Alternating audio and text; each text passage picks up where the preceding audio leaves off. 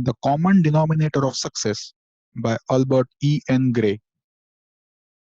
Hello everyone. What I'm about to read to you is one of the most powerful messages ever delivered to humankind. This speech, titled The Common Denominator of Success by Albert E. N. Gray, has inspired hundreds of thousands of people, including many tremendously successful ones. This speech was delivered to life insurance agents, but the wisdom in it is useful for us all. I have slightly modified the original speech in order to make it further relatable to everyone. So here it goes. The Common Denominator of Success by Albert E. N. Gray. Several years ago, I was brought face to face with the very disturbing realization that I was trying to supervise and direct the efforts of a large number of people who were trying to achieve success without knowing myself what the secret of success really was. And that, naturally, brought me face to face with the further realization that regardless of what other knowledge I might have brought to my job, I was definitely lacking in the most important knowledge of all. Of course, like most of us, I had been brought up on the popular belief that the secret of success is hard work. But I had seen so many men and women work hard without succeeding, and so many men and women succeed without working hard that I had become convinced that hard work was not the real secret, even though in most cases it might be one of the requirements. And so I set out on a voyage of discovery, which carried me through biographies and autobiographies and all sort of dissertations on success and the lives of successful men and women, until I finally reached a point at which I realized that the secret I was trying to discover lay not only in what people did, but also in what made them do it. I realized further that the secret for which I was searching must not only apply to every definition of success, but since it must apply to everyone to whom it was offered, it must also apply to everyone who had ever been successful. In short, I was looking for the common denominator of success. And because that is exactly what I was looking for, that is exactly what I found. But this common denominator of success is so big, so powerful, and so vitally important to your future and mine that I'm not going to make a speech about it. I'm just going to lay it on the line in words of one syllable, so simple that everyone can understand them.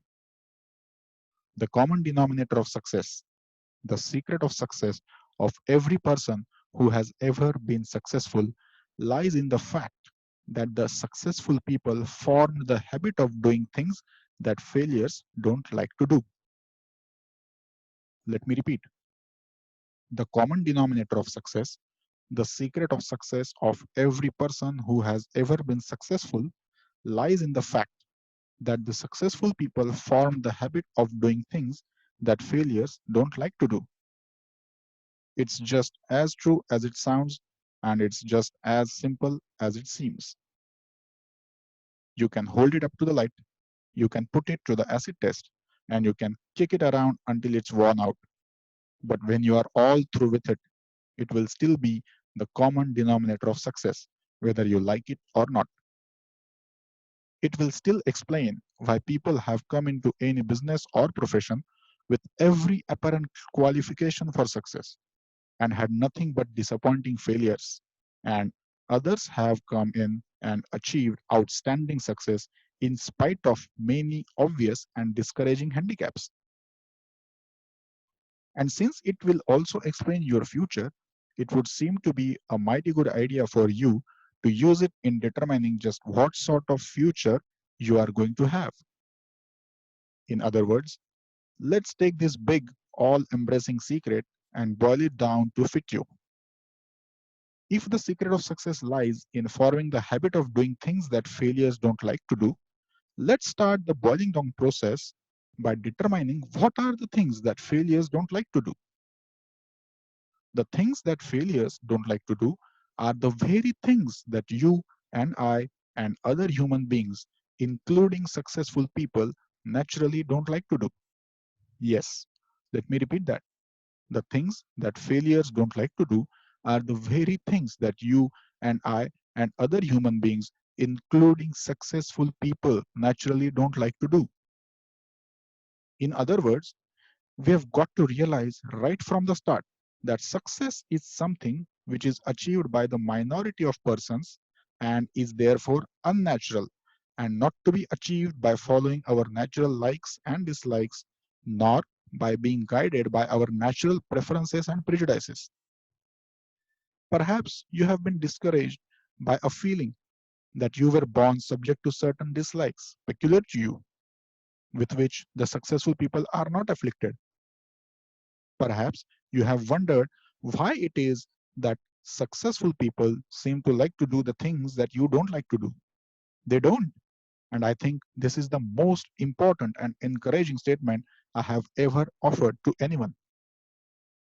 But if they don't like to do these things, then why do they do them? Because by doing the things they don't like to do, they can accomplish the things they want to accomplish. Let me repeat that. By doing the things they don't like to do, successful people can accomplish the things they want to accomplish. This means successful people are influenced by the desire for pleasing results.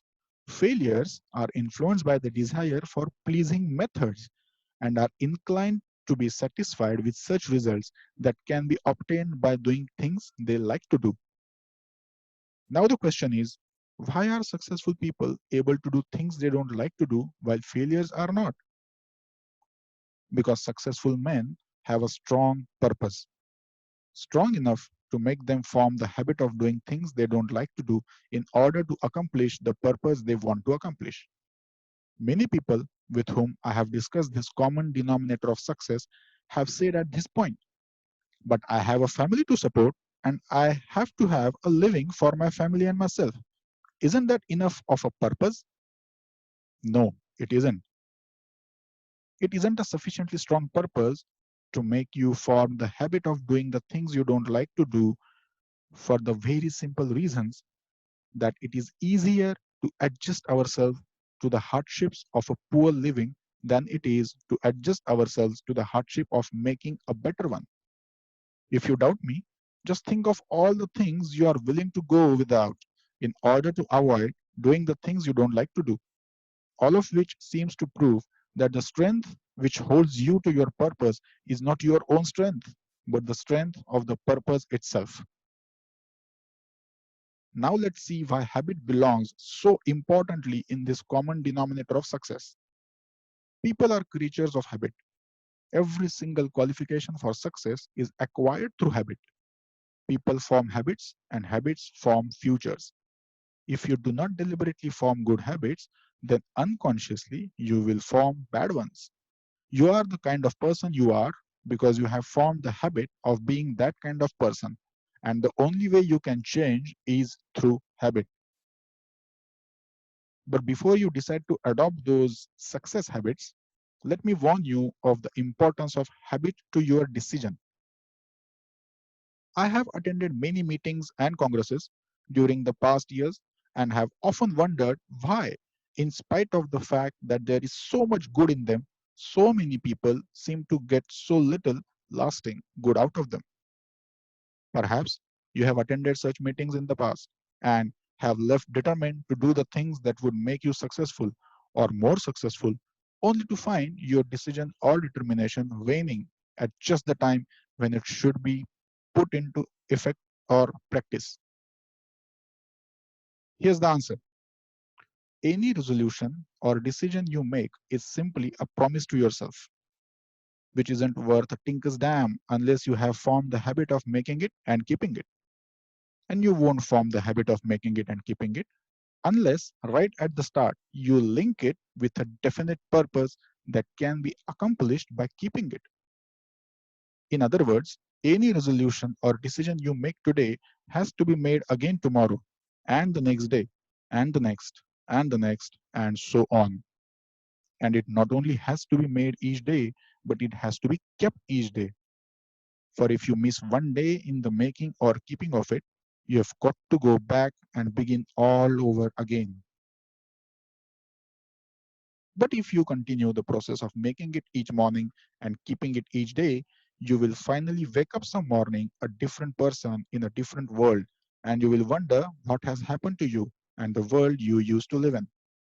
Here's what has happened. Your resolution or decision has become a habit, and you don't have to make it on this particular morning.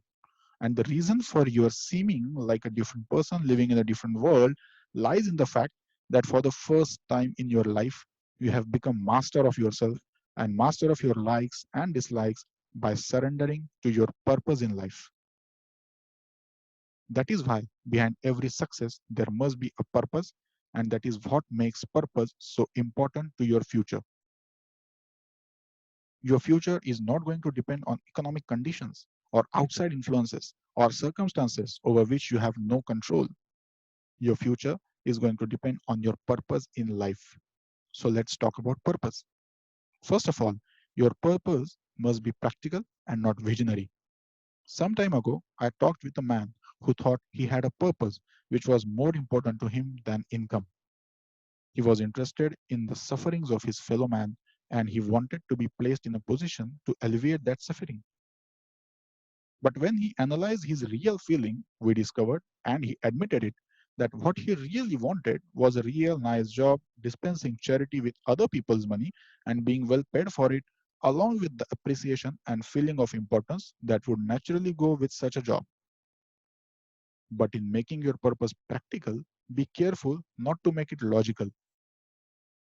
Make it a purpose of the sentimental or emotional type.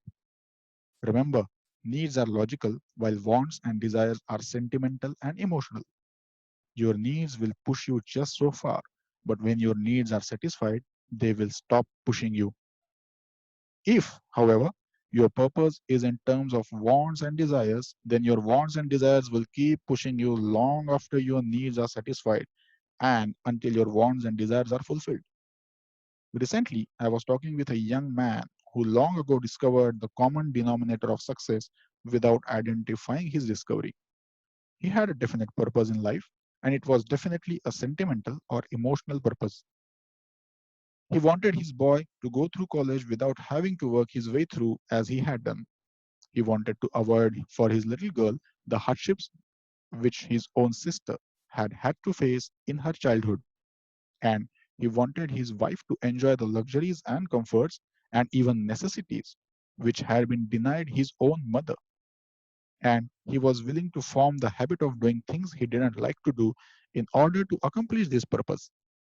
Not to discourage him, but rather to have him encourage me, I said to him, aren't you going a little too far with this thing?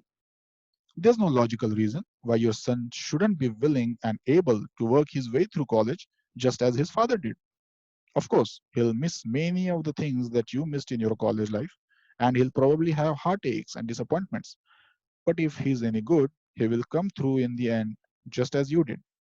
And there's no logical reason why you should slave in order that your daughter may have things which your own sister wasn't able to have, or in order that your wife can enjoy comforts and luxuries that she wasn't used to before she married you. He looked at me with a rather pitying look and said, but Mr. Gray, there's no inspiration in logic. There's no courage in logic. There's not even happiness in logic. There's only satisfaction.